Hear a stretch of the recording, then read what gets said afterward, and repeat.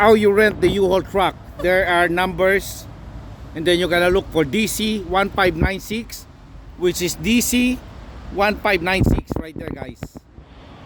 And then you click the apps on your phone, and then you're gonna go walk around right there. Ford, you're gonna walk around, make sure, but don't worry guys, we buy the $14 1 day 4-day insurance. This is from Arizona. Everything is cool, no dent, but there's a little dirty trim saver. All right, let's check the gas mileage, the gauge, I mean gauge. All right, it's open. All right, clean. All right, clean. All right, we're gonna check where's the level. Select, there's a check engine low.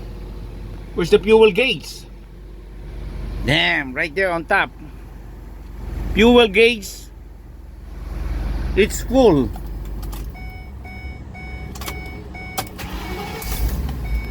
Oh, the fuel gauge is 3/4 guys, 3/4. Okay. All right, we're gonna remove the cover. Before you drive guys, you need to remove the cover. Why? Because you can see anything. All right, remove the cover. All right, the gas fuel gauge, take picture there. It's 3/4. We're gonna return same thing, 3/4. 3/4. All right, one more. Look at this, there's a damage right there. Damage. Anyway, we have the full coverage insurance guys. There's a damage on the corner. Dent right there. Dent. Damage right there, the cover. All right guys, that's good. It's running now. How to open? Let's check it out. All right, clean.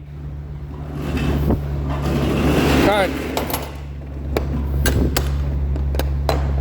Let's check it out. Close.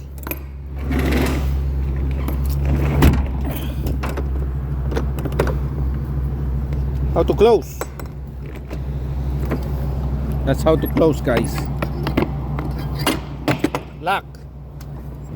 Lock and load. Okay guys, we're ready to go.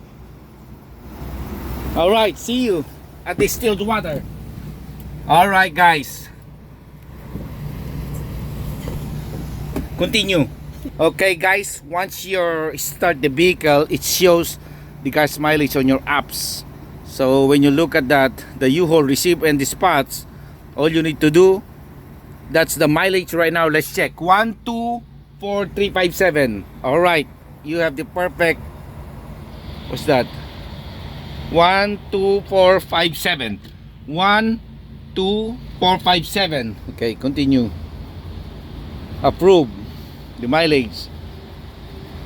And now one of the option, clean. Yes, is, let's see how clean it is. Yeah, it's very clean. Ooh la la. Approve. All right. Uploading. You're done. Okay, let's go. We'll see you there. All right. Okay, thank you. Bye bye.